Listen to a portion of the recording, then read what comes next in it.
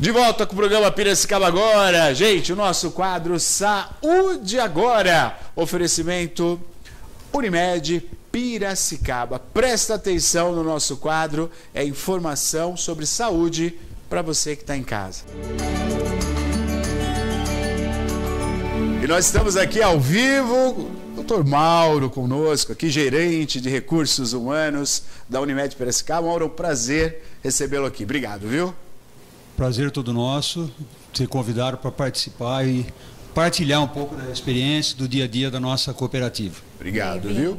Conosco também, Hélio, psicanalista, junto aqui para a gente desenvolver um tema tão importante aí que a Unimed traz para todos nós. Hélio, obrigado, viu, pela sua presença. Eu que agradeço a oportunidade de diálogo com vocês e com os telespectadores. E você que está em casa vai participar conosco. O tema hoje é o seguinte, ó, programa Respeito, Diversidade e Inclusão. Esse programa ele é desenvolvido, né, junto com os associados, junto com os colaboradores da Unimed Piracicaba. A gente vai conhecer um pouquinho mais sobre esse projeto. Eu queria que você falasse um pouquinho sobre o programa e como começou, como que iniciou o programa dentro da Unimed, né? E essa importância que tem esse programa para uma empresa, né, uma instituição como a Unimed Piracicaba. Bem, Neto e nossos telespectadores, você sabe que a sociedade ela evolui, ela modifica, ela altera. O que era um ano atrás não é hoje, o que era na década passada não é hoje, o que era aceito antigamente hoje não é mais. Você sabe que nós somos em 1.700 colaboradores, temos quase 200 mil beneficiários, temos 600 médicos cooperados, mais 200 médicos participantes associados, enfim, nós temos aí uma gama de quase 3 mil pessoas trabalhando em torno da cooperativa Unimed. Nós temos um equipamento que é o hospital, que funciona 24 horas por dia, com 200 leitos, né? Não tem Natal, não tem final de ano, não tem feriado, você funciona dioturnamente. Sim, sim. E a diretoria entendendo hoje que você tem que trabalhar com a questão da diversidade, principalmente da inclusão, né, solicitou que criássemos esse programa. Veio a partir da nossa diretoria, o Dr. Carlos, falou, olha, vamos tratar do tripé, respeito, diversidade e inclusão. Respeito do quê? Colaborador com colaborador, colaborador com beneficiário, com o seu cooperado, o cooperado com o beneficiário, com o seu colaborador, e da mesma forma o beneficiário tanto com o médico cooperado como também com o colaborador. A diversidade hoje não tem e não se pode mais marginalizar. O sol está para todos, todo mundo tem que trabalhar, todo mundo tem que participar, e isso é muito importante. E a inclusão é chamar isso para dentro. São políticas afirmativas que a nossa diretoria pediu para ser feito, né? Montamos o projeto, certo? Convidamos o psicanalista Hélio para participar conosco, que tem uma expertise muito alta nisso, trabalha aí praticamente no país todo nesse sentido. Conseguimos esse ano ele junto conosco, né? Porque ele é um dos consultores do SESC, anda para o país todo atendendo o SESC e também está trabalhando conosco nesse sentido. E são 5 tripés, né, que nós vamos trabalhar. Esse que é importante para se fazer aí, para você ter aí uma sociedade mais humana e todos crescermos, né? Efetivamente todo mundo está bem, todo mundo trabalhando melhor, você tendo aí o respeito mesmo e incluir, saber, eu sou aceito, sou acolhido na cooperativa Unimed. Eu colaborador, eu beneficiário, eu médico, certo? Eu sei que lá é um ambiente salutar. Sim. Eu não vou ser motivo de chacota. Perfeito. E não vou ser também deixado de lado. Perfeito, perfeito. Quando a gente trabalha com saúde, a gente tem que ter, né, essa sensibilidade, eu acho que é primordial.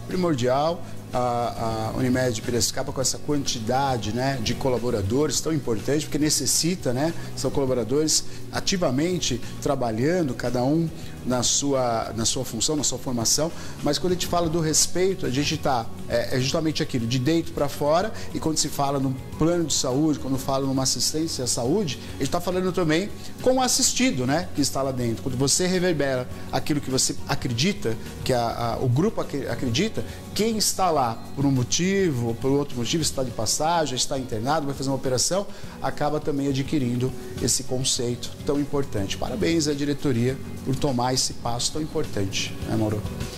Sim, nós já estamos com 6 meses do programa. Oh, que maravilha. Né? Já passamos 5 pilares, que daqui a pouco o Hélio vai explanar com toda a propriedade do conhecimento que ele tem. E estamos agora numa segunda etapa. Estamos caminhando. E os louros estão bons. Ótimo. Hélio, vamos falar então dos pilares? Vamos falar, né, quais são os preconceitos, né? Os desafios, né, de se implantar um projeto como esse, né, determinado pela diretoria, obviamente, mas como que isso é implantado na prática? Quais são os pilares, queria que você falasse, quais são os desafios, os principais desafios? Ótimo. Bom, eu queria iniciar retomando o que o Mauro falou sobre o tamanho da Unimed Piracicaba. E ela como uma instituição da saúde, né, eu quero associar um outro papel a esse da saúde, que passa pelo acolhimento de quem vem e, principalmente, no quesito que nós estamos trabalhando aqui, um papel educativo. Perfeito. O tamanho de mais de 1.700 pessoas, 600 médicos, 200 mil pessoas trabalhando. Então a Unimed é um ator social que tem muita potência para transformar a sociedade. Com certeza. E a luta pela transformação da sociedade passa por um lugar que é agora sendo colocado como alvo das primeiras movimentações e análises um pouco mais críticas, que é a ideia de normalidade. Né? Diz a expressão que de perto ninguém é normal. Né? Então, nós instituímos, frente às necessidades da empresa e do atendimento às pessoas, 5 pilares. Os pilares são pessoas com deficiência, e o combate desse pilar é o capacitismo. Aí eu passo um por um para depois a gente falar. Certo. O pilar relações intergeracionais, e o combate desse pilar é o etarismo. Questão de gênero, né? E o combate é a questão do sexismo e das diferenças de gênero. O racismo, né? Que nós combatemos a partir do pilar etnias. E a questão LGBT, QIANP+, que é o pilar que vai combater qualquer forma de LGBT-fobia. Então, o capacitismo coloca as pessoas que têm deficiência como inferiores àquelas ditas normais. As pessoas que são de uma determinada faixa etária, ou muito mais velhas, ou muito mais novas, sofrem preconceitos. Você é novo demais para isso, o seu tempo já passou. Né? Expressões como na tua época, coisa que eu condeno. A questão de gênero, a desigualdade, a dissimetria entre homens e mulheres, mas também, além do combate à violência contra a mulher, a violência que é instituída contra o próprio homem na manutenção do ideal de homem. O machismo. Sim. Se você pensar na diferença de suicídios entre homens e mulheres, de 10 para 3. Então você tem 10 homens se suicidando para cada 3 mulheres. Há uma pressão sobre essa manutenção do ser homem que é profundamente danosa ao homem. Que veio ao machismo, que é uma postura que o homem tem que ter e não pode... Exato. Né? Ele garante privilégios da violência contra a mulher, mas ao mesmo tempo é violento contra o homem. Até pouco tempo até de salário, né? Exato.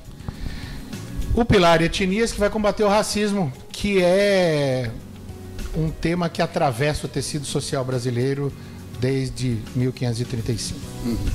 Nós sabemos que o racismo ele estrutura a nossa sociedade. Né? Silvio Almeida, o ministro dos Direitos Humanos, tem um livro que se chama Racismo Estrutural, que é leitura obrigatória. E por fim, o pilar LGBT, QIANP+, que vai discutir as questões da sexualidade, que para mim hoje, no entendimento do senso comum, estão mais ou menos como se nós estivéssemos em 1898. Porque, se você perceber, ao longo da construção da ordem dos pilares, o que vai acontecendo é uma necessidade de um trabalho mais forte frente a questões morais. Né? A questão de gênero é uma questão moral, a questão do racismo é posta como uma questão moral, e a questão da sexualidade no Brasil ainda é tabu. Por que tudo isso num ambiente como o da Unimed? Porque a Unimed atende gente. Então, quando nós pensamos em respeito, nós falamos do respeito e pensamos em respeito para toda a gente, nem toda gente é tão gente quanto algumas gentes. trazer à tona as diferenças para desenvolver uma mentalidade que seja assim, somos diferentes, mas não somos desiguais. Então pegar um tema primeiro, a questão do PCD, né? Tecnologias assistivas, pisos táteis, Sim. né? Ajudam as pessoas a poderem desenvolver plenamente a sua capacidade profissional e o seu exercício da cidadania. E por aí vai, em cada um dos pilares a gente vai trabalhando essas questões. Levantar esse tema é, em primeiro lugar, enfrentar algo que muitas vezes é tratado com panos, né? Com panos quentes. Sim, e a Unimed teve coragem. Na primeira reunião com o Dr. Mauro, uma frase que marcou e que é meio que o slogan do programa quando é que é para ser feito esse programa? Não é mais se vai ser feito, mas quando. E o quando era há 6 meses atrás. E a gente começou. Muito bom. Nós estamos ao vivo, você participa conosco aqui, 991411048, 2534, 1234. População participando. Pois não, Maria? Várias perguntas já chegando aqui. Você também pode tirar suas dúvidas, né? Qualquer uma que seja, pode mandar, que aqui a gente tem esse espaço aberto para você também tirar suas dúvidas durante o quadro da Unimed, que é uma prestação de serviço. Marcela está aqui assistindo. Obrigada, Marcela, pela audiência. Ela diz: olá, a Unimed faz palestras sobre esse tema em outras empresas que solicitem? Interessante pergunta. Vocês já podem também falar como é que funcionam essas questões. Sim, até fazemos, porque nós temos o nosso SOU, né, que é a Saúde Ocupacional Unimed, onde tem o trabalho junto com as empresas que solicitam o nosso serviço, né? Então se faz também esse tipo de palestra e de tantas outras formas, tá? Desde a questão de saúde do trabalhador, da questão da mentalidade, certo? A questão do bem-estar, né? Da questão de saúde, alimentação, e também está à disposição, sim, para poder entrar para esse tipo de palestra. É a questão de combinar com o pessoal do SOU, a empresa, enfim. Legal. Aí se conversa e se acerta. Isso é importante. E estamos também começando a abrir agora para a sociedade também. Né? Tanto que nós vamos ter quarta-feira agora uma... Aberto ao público? É aberto ao público, a cidade, sim. Nós vamos ter agora, que é o Agosto Lilás. Sim. Né? Que nós vamos trabalhar aí, que é para combater a violência contra a mulher. Ótimo, é aberto perfeito. às 15 horas lá na sede administrativa, no nosso auditório. E é onde você precisa fazer a sua inscrição a partir. Entrando nas redes sociais, você tem lá o QR Code, faz a sua inscrição, tudo possível. É importante e vai ser muito bom. Mas isso nós vamos falar um pouco mais para frente. Vamos falar. Tem mais participação também, você que está assistindo, a gente pode participar, 991411048. Só retomar uma coisa com o Hélio aqui, que foi muito importante que ele falou, Hélio. Claro que a gente vai esmiuçar mais isso, mas quando você fala que a potência que é, né, em colaboradores, enfim, em movimento que tem a Unimed, é uma coisa que me veio hoje, que eu fiz um trabalho de cedo com crianças, né? E isso me chamou a atenção, porque a criança faz muito isso, né? A criança, tudo que ela aprende, ela leva. Se ela aprende como é o correto se comportar em um lugar, ela vai corrigir o pai e a mãe se o pai e a mãe fugir desse comportamento. E eu estou pensando que reverberar isso, Mauro, cada colaborador, cada cooperado adquirindo esse hábito, não é uma pessoa. É no mínimo 3, 4, 5, 10 pessoas no qual ele convive fora, né? Não é isso? É dessa maneira que funciona mesmo, né? Perfeito. Efeito multiplicador. Multiplicador, né? Essa questão da educação e a criança, como você muito bem disse, eu dei aula para educação infantil já. E eu me lembro de uma situação em que eu estava discutindo reciclagem com a criançada e falando de latinha e de sujeira, etc. E no dia da reunião de pais e mestres veio o pai e falou: senhor, o professor Hélio? Eu falei: ixi, já vai, sou eu mesmo. Ele falou: eu joguei uma lata de cerveja no chão, na calçada, meu filho foi lá, pegou, deu na minha mão e falou: o professor Hélio falou que não é para fazer isso. Aí o pai falou: eu vim te agradecer. Que legal, que legal. Então transformou, né? Houve uma transformação. Porque eu gostaria até de pegar isso que você falou para dar uma continuidade numa questão que muitos desses temas não passam simplesmente pela cognição, pela informação. Eles têm que passar, como eu gosto de dizer, pelo estômago. É isso aí. Foi o que aconteceu com o pai, né? Quando há olhar o filho fazendo aquilo é diferente, né? Talvez um adulto ali o corrigindo desse até para outro lugar, né, Hélio? Mas quando ele vê o filho tomando o que é certo, transforma ele. Exato. E esse é um desafio nosso, porque em todas essas instâncias que nós trabalhamos, o preconceituoso, ou ele ignora e ele age porque desconhece, isso ele pode aprender, né? Sim, ele pode aprender, sim. essa é a parte legal. Ou ele é preconceituoso por uma questão afetiva, e aí é mais difícil. Então, quando um adulto bate de frente com o outro falando não pode fazer isso, isso é errado, você está... Talvez ele se feche, e aí perde a oportunidade educativa. Uhum. No trabalho da Unimed, eu acho que ele vai justamente... esse programa vai contaminar o DNA da Unimed inteiro para que ele possa ser acolhedor e diverso, inclusivo. Para que desde do momento em que uma pessoa chega no PA ou que marca uma consulta em qualquer um dos consultórios de qualquer associado ou de qualquer prestador de serviço, em qualquer uma das sedes regionais que nós visitamos todas para apresentar levamos a companhia de teatro Pitaco para fazer também pela emoção a apresentação, não apenas a apresentação mais formal e informacional. Então a questão da educação passa pela emoção. Pela emoção. Uhum. Bom. Pois não, Moro. Só mais para completar, né? Algumas coisas que foram gratas surpresas. Né? Quando nós reunimos os nossos colaboradores PCDs, nós temos 89, né? Nem eles sabiam que tinham tantos colaboradores assim. E alguns falaram, nossa, eu achei que era 2, 3, pouco, eu não sabia que ele era PCD, sabe? Falou, não, você é PCD, mas você está aqui, você trabalha. Sim. Certo? Você está aqui para trabalhar, você produz, você trabalha. Certo? Não há nada de anormal e de diferente aqui, não há o chamado coitado, muito pelo contrário, certo? A cooperativa, a diretoria, dá elementos para que ele tenha para trabalhar dentro da sua deficiência. Fora isso, é um colaborador, tem que produzir e tem que fazer. Inclusive, até fazemos demissão do PCD. Uhum. Não está, fez corpo mole, não quer, não está trabalhando, não está rendendo, viu? Olha, sinto muito, vamos buscar outro no mercado, porque não podemos impactar no restante do setor por conta do seu corpo mole querer se utilizar desse subterfúgio.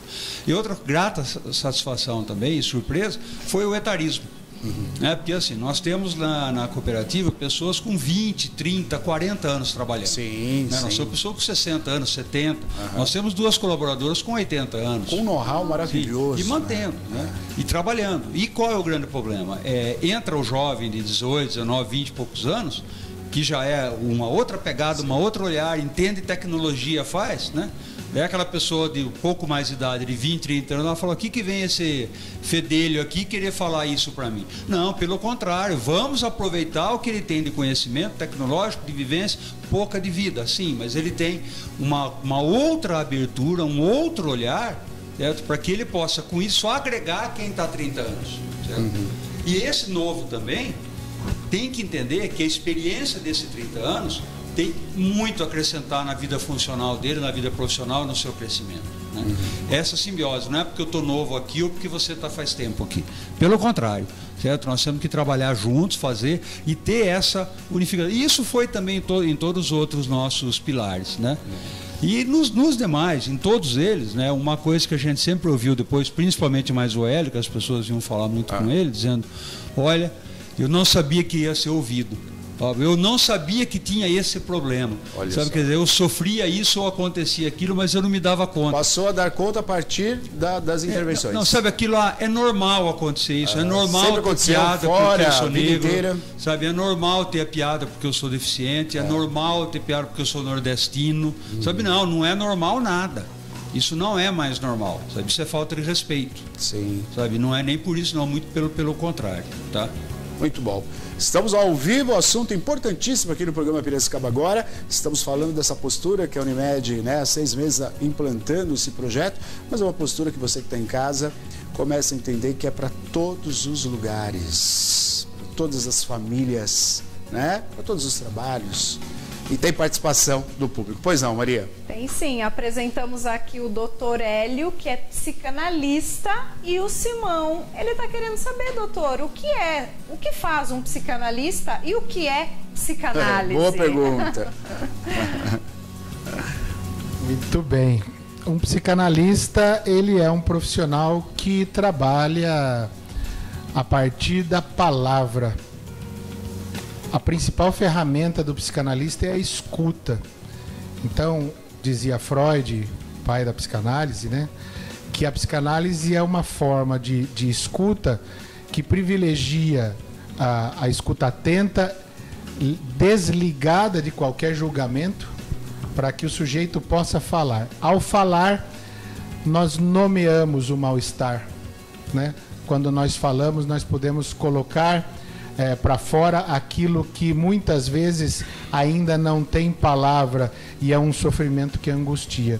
Então, eu vou usar uma palavra que é imprecisa, mas essa terapia pela palavra, ela tem a função de permitir que o sujeito possa, ao longo dos encontros, elaborar a sua própria história de vida. Bom, doutor, fale para nós aqui a dificuldade de se implantar um projeto desse, né, que é a cultura inclusiva. Queria que você apontasse para nós as dificuldades, né, porque obviamente que a gente sabe muito bem da escolha e o caminho que tem que ser tomado, mas onde a gente se esbarra? Onde que pega? Fala, puxa, o Mauro falou uma coisa muito interessante, quando a própria pessoa, ela achava isso normal. Às vezes sou tratado assim, tô achando normal, e eu sempre achei normal. Não, não é normal, né? Mas qual que é onde que tem um entrave ali? Olha, eu vou falar, é uma resposta a partir da minha experiência e do meu jeito de enxergar as coisas. Uhum. O principal entrave para nós trabalharmos é nós conseguirmos desconstruir a ideia de normalidade. De um lado, aquele que é oprimido ou violentado acha que a violência é aquilo mesmo. Uhum. Não, cena hipotética. Uma mulher vai prestar queixa contra o marido. E aí disse, ele foi violento com você? Não, ele não me bateu. Ele só me xinga, ele me priva, mas bater ele não bateu. Violência igual bater.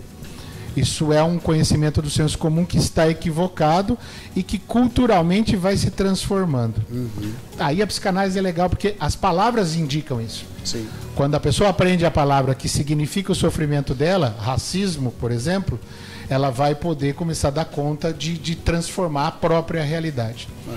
E por outro lado, que daí o mais complicado de tudo é quando a gente bate naquele que tem o privilégio. Quando eu olho e falo, mas veja, essa discussão de inclusão e de direito, de LGBT, é tudo mimimi. Mimimi a gente classifica como mimimi é o sofrimento do outro. Tudo que é sofrimento do outro, que me era invisível. Sim. Então, eu dou um exemplo. Eu, homem branco, heterossexual, com algum capital cultural, estou andando numa praça à noite. Eu vejo uma pessoa lá do outro lado e eu falo, bom, celular, carteira, vou me preparar, porque eu tenho medo de ser assaltado. Uma mulher não estaria ali, porque o risco dela é de vida. Quando eu digo, mas é bobagem isso, você ter medo. Não, não é bobagem, é provado por estatística. Eu trabalhei numa outra empresa que um dos funcionários, que ele se considera não binário, depois se der tempo eu explico, ele falou, o meu maior medo ao sair daqui não é ser estuprado, é apanhar. Porque uma pessoa que é não binária, não é reconhecida como homem ou como mulher, e não quer isso, na rua pode sofrer violência. Então, acho que se eu precisasse escolher o principal entrave é bater no privilégio. Fazer com que quem tem privilégio consiga percebê-lo. Que é um privilégio. E que perder o privilégio não significa agora eu também vou ter medo de andar na rua. Não. Perder o privilégio é que todo mundo pudesse andar na rua sem medo de ser estuprado, sem medo de apanhar, sem eu passar na catraca do banco e o alarme toque, eu tiro o blues, e o alarme toque, eu tiro o bote, e o alarme toque, e o alarme está tocando por causa da cor da minha pele. Eu não sofro isso. Então, quando eu, nessa condição, o Mauro nessa condição, a diretoria da Unimed nessa condição, nos engajamos em lutar para abrir esse privilégio, dizia Milton Santos, geógrafo brasileiro, que a classe média brasileira, na época em que ele atuava, ele dizia assim, ela não quer direitos, ela quer privilégio, porque o privilégio é o direito sem dever. Nós temos o dever, nós que estamos ocupando o lugar de privilégio, temos o dever de fazer com que os ambientes que nós vivemos possam ser acessíveis a todos. Eu acho que essa é a grande questão. Muito bom, muito bom. Estamos ao vivo, você participa conosco, ao vivo aqui no programa Piracicaba Agora. Conosco, Hélio, ele que é psicanalista, desenvolvendo junto com a diretoria da Unimed um projeto muito importante, né? Projeto que traz aí a todos, né? Funcionários e, como eu falei, para reverberar, além disso, né? Para todos que ali, de certa forma, fazem parte, né? Programa Respeito, Diversidade e Inclusão. E você participa conosco aqui, também aqui presente, Mauro, que é gerente de recursos humanos. 991-41-1048, 2534-1234. Pois não, Maria? Claro que quando a gente fala desses temas, né, as reflexões são amplas, né, doutor? E o Leandro está aqui querendo saber, né, a sua opinião. Por que está acontecendo tanto suicídio? Seria o mal da modernidade? É uma boa pergunta. O suicídio é da história da humanidade em si, né? Mas a modernidade contribui. Eu acho que a composição da dinâmica social na qual nós estamos mergulhados, e quando eu falo isso, eu acho que todo mundo percebe isso, é uma dinâmica produtora de depressão, é uma dinâmica produtora de ansiedade, e que, se a gente analisa um pouquinho mais de perto, ansiedade e depressão são opostos, mas está muito ligado à questão do modo de produção mesmo. E a modernidade tem esse arrojo de querer levar tudo à última consequência. Então, o desenvolvimento tem que ser o desenvolvimento à última consequência. A produtividade tem que ser a última consequência.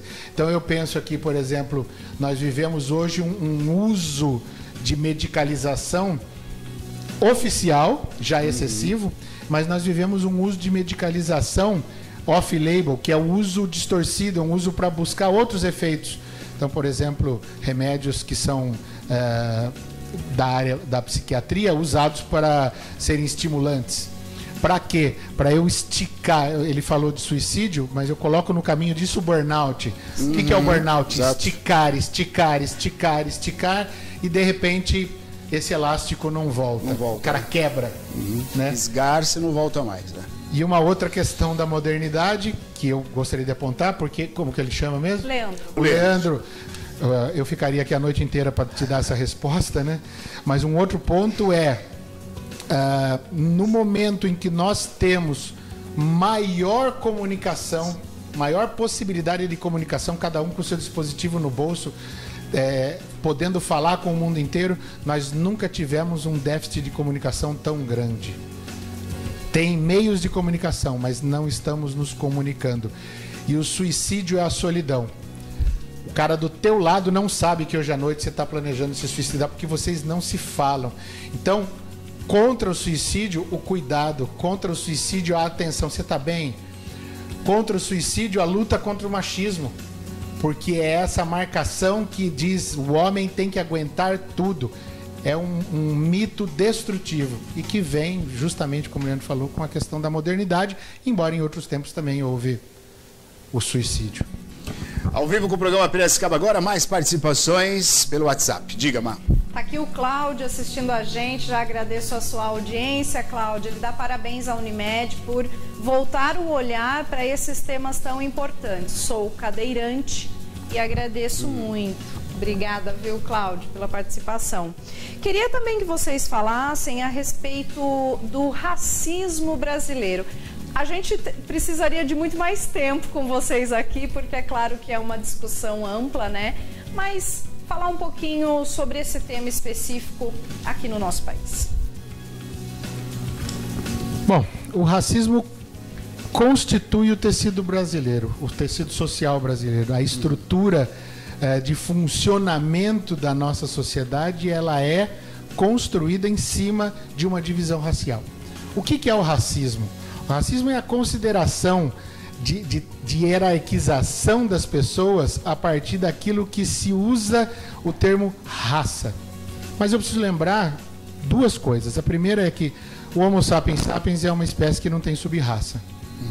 Ok? Então, não há a partir da mudança de estereótipos, cor de pele, tipo de cabelo, tipo, formato de nariz, altura, não há nenhuma mudança substancial no DNA que nos permitam classificar raças.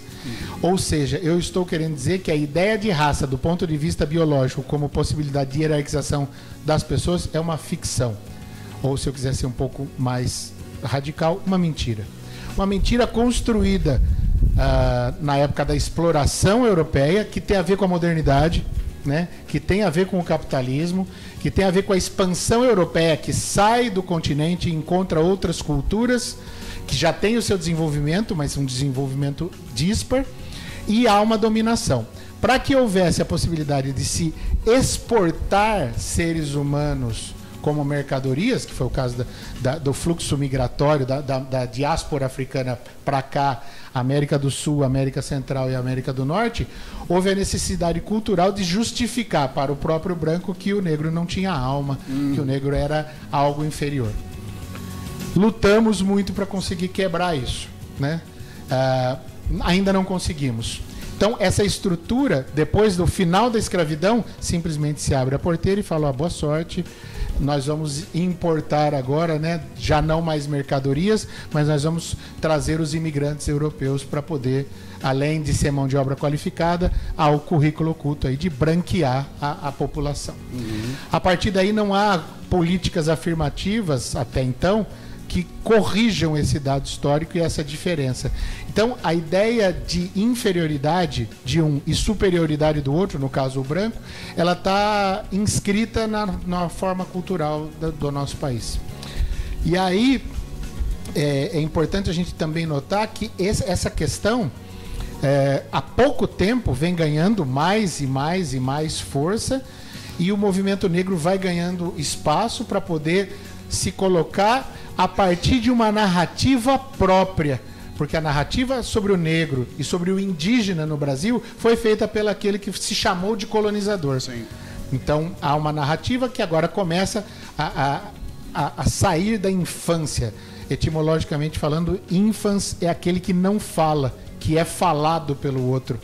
Então a narrativa da mulher, a narrativa do idoso, a narrativa do negro, a narrativa das sexualidades que não são heterossexuais foram sempre narradas por esses que estão ocupando a posição de privilégio. Agora o trabalho é reverter isso e abrir os campos aí para o nosso trabalho, para o programa, que é justamente trazer todos esses temas sem panos quentes, né? A gente precisa falar disso para o Brasil poder ir para frente. E racismo é tema para nós, pessoas brancas, entrarmos com tudo contra, porque senão nada vai mudar. Bom, pois não, Maria, mais participações? Diga. Vamos entrar também numa outra questão e aproveitar a presença de vocês aqui para esclarecer. LGBTQIAPN+. Por que tantas letras e o que elas significam? Hoje o programa vai estender um pouco, né? Vamos lá. Eu vou resumir e vai ser demorado, assim. Veja, heterossexuais, pessoas que são chamadas de normais. Freud escreve um texto em 1905 que é 3 ensaios sobre a teoria da sexualidade, na qual ele já vai dizer que a homossexualidade não é uma doença, um transtorno. A homossexualidade estava no DSM como transtorno até pouquíssimo tempo atrás. Vivemos num mundo em que é heteronormativo, mas esta palavra heteronormativa também surge no meio da batalha. Era simplesmente a normalidade. Se a gente volta no tempo, vão dizer: nossa, Hélio, como tem gay hoje em dia? Não, não tem mais gay hoje em dia. O que acontece é que as pessoas que são de uma sexualidade que não é heterossexual agora podem surgir. Então, as letras. Antes das letras, julho foi o mês da visibilidade. Por que visibilidade? Porque essas pessoas não existiam. Existe a expressão dentro do armário. Viveu dentro do armário. Se assumiu como. Ninguém que é heterossexual se assume, porque eu dou o passo para a minha normalidade. As letras são políticas. As letras são afirmações políticas. LGBTQIANP+. Atenção para o mais, porque há muitas outras letras que existem e que vão trazer para o cenário. Lésbica, gay, bissexual, transexual, queer, que é eu vou fazer a observação desse por causa do tempo, assexuado, intergênero, não binário e pansexual. E mais. Eu me instalo no mais. Porque antigamente tinha o GLS, vocês lembram disso ou não? Gays, lésbicas e simpatizantes. Eu era um simpatizante. Isso não me mancha, embora o preconceito venha esbarrar. No mais, eu considero que um aliado está instalado ali. Um heterossexual aliado está instalado ali.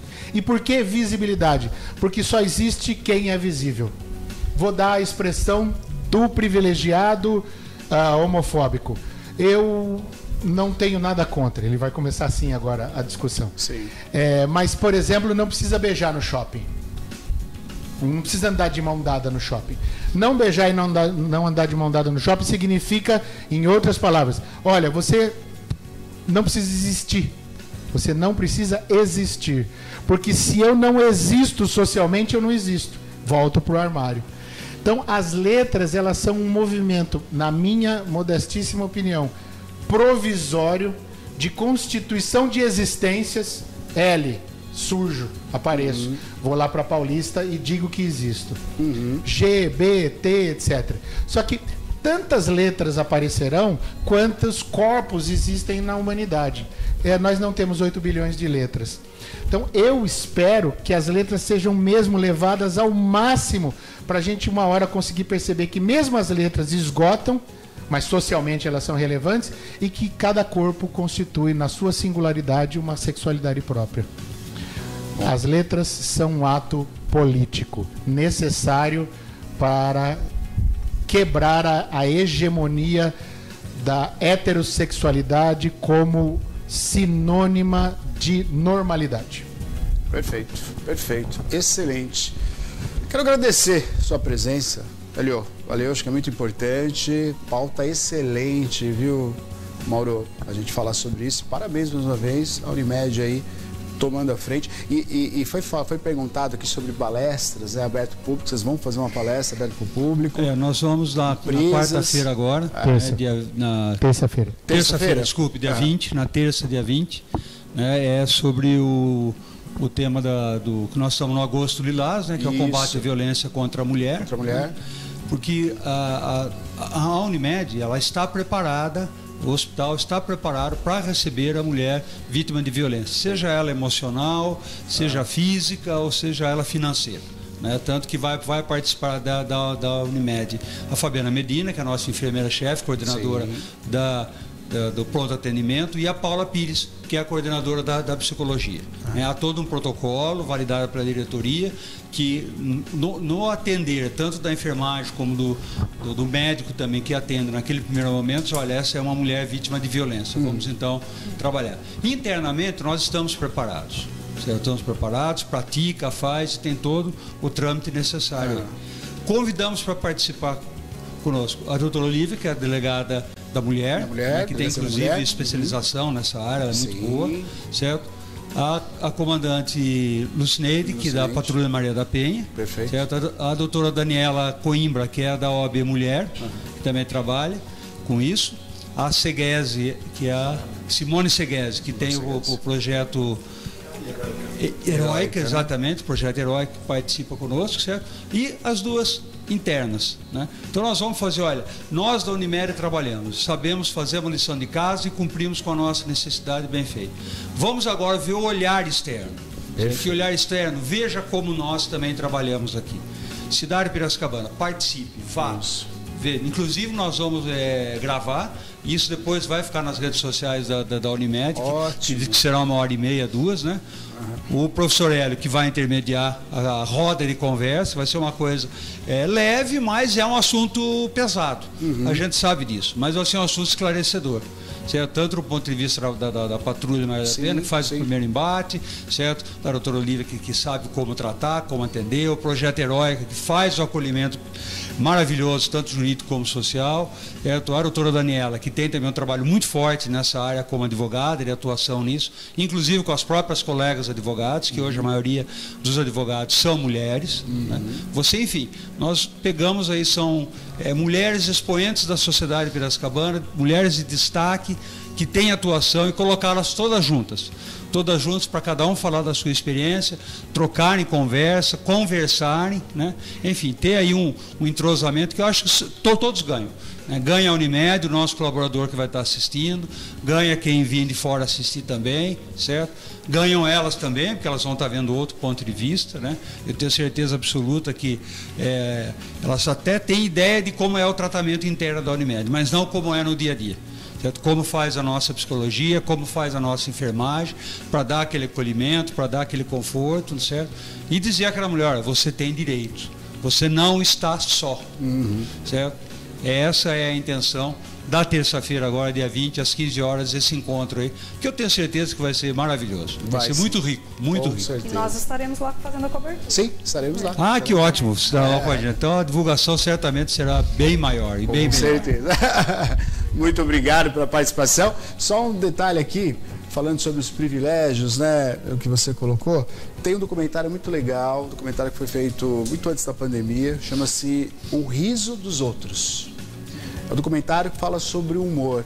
Como o Mauro falou, sobre a piada que está embutida até dentro de casa, né? Piada que você escutou do seu avô, que seu pai repetiu, que você está repetindo sem ter a consciência, você repete essa piada, é uma piada preconceituosa. O Riso dos Outros aborda isso, com os principais stand-ups, grandes nomes, eles abordam de uma maneira muito boa, vale a pena assistir, porque levanta, peraí, do que eu estou rindo? Eu estou rindo com ou estão rindo de mim? Como é que funciona isso? Qual que é o momento da piada, do engraçado, do cômico? Onde está esse lugar? Muito bacana também. Obrigado. Unimed Piracicaba, gente. Saúde agora!